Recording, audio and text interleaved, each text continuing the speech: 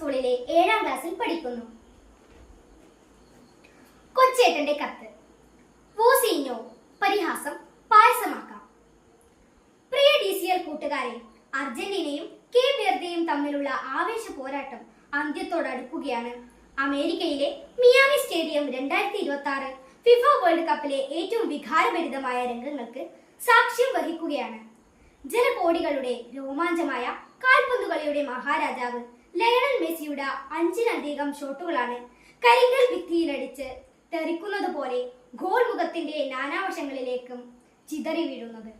അവസാനം അർജന്റീന കഷ്ടിച്ചു കടന്നുകൂടുമ്പോൾ തന്റെ ഏറ്റവും കൂടുതൽ ബോളുകൾ തടഞ്ഞു തെറിപ്പിച്ച ആ ഗോൾ കീപ്പറിന് സ്വന്തം ജേഴ്സി ഊരി നൽകി ലയണൽ മെസ്സി ആദരിക്കുകയാണ്. കുറ്റിത്താടിയും ചുളുങ്ങിയ മുഖവുമായി ഒരു മനുഷ്യൻ നിന്നു കരയുകയാണ്. 5 ലക്ഷത്തിലധികം മാത്രം ജനങ്ങളുള്ള തന്റെ കൊച്ചു രാജ്യത്തിന്റെ വിലാസം ആകാശത്തോളം ഉയർത്തിയ കളിക്കളത്തിന്റെ ആ കാരണവരുടെ പേര് ജോസിമർ ജോസെ എബോറ ഡൈസ് എന്നാണ്. എന്നാൽ അയാൾ ഇന്ന് ലോകമെമ്പാടും അറിയപ്പെടുന്നത് കുഞ്ഞു മുത്തശ്ശി എന്ന അർത്ഥം വരുന്ന വോസിഞ്ഞോ എന്ന ഓമന പേരിലാണ്. 1986 ജൂൺ 3-ന് കേപ്പ് വെർദെ രാജ്യത്തിലെ സാവോ വി സെന്റ് ദ്വീപിൽ അതിദരിദ്രനായി ജനിച്ച വോസിഞ്ഞോയാണിത്.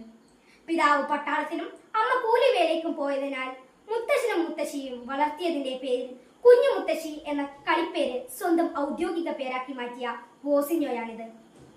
ഫുട്ബോൾ കളിയോടുള്ള അടങ്ങാത്ത അഭിനിവേശം മൂലം കളിക്കളം കിടപ്പാടമാക്കിയെങ്കിലും ഉയരക്കുറവ് മൂലം പരിശീലകർ പരിഹസിച്ചിറക്കി വിട്ട വോസിഞ്ഞോയാണിത്.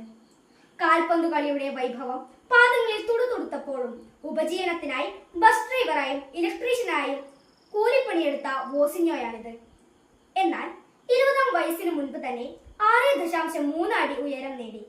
അങ്കോള, മെൽഡോവ, സൈപ്രസ്, സ്ലോവാക്യ, പോർച്ചുഗൽ തുടങ്ങിയ നിരവധി രാജ്യങ്ങളുടെ ടീമുകളിൽ കളിച്ചു ജയിച്ച് 2026 ഫിഫ ലോകകപ്പിന്റെ രോമാഞ്ചമായ സൂപ്പർ ഗോൾ കീപ്പർ വോസിഞ്ഞോയാണിത്.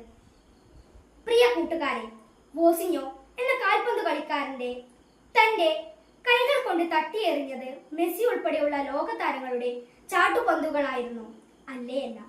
കളിക്കളത്തിൽ അയാൾ സാഗൂതം സശ്രദ്ധം ഗോൾ മുഖത്ത് പിടിപൂട്ടാതിരുന്ന് നാനാവശങ്ങളിൽ നിന്നും പലരും വീശിയടിച്ച പന്തുകൾ കൃത്യമായി തട്ടിമാറ്റിയിട്ടുണ്ട്.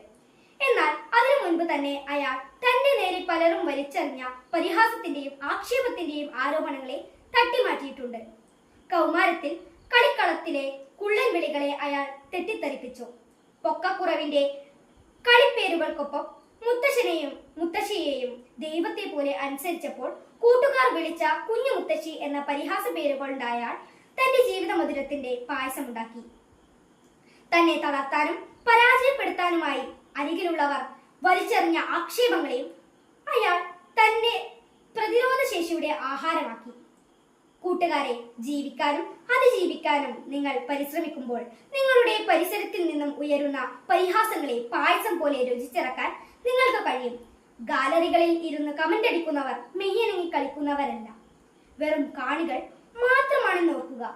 നിങ്ങളുടെ വിജയത്തിനായി കളിക്കാൻ നിങ്ങൾ മാത്രമേ ഉള്ളൂ എന്നറിയുക. വിജയാശംസകളോടെ സ്വന്തം കൊച്ചേട്ടൻ.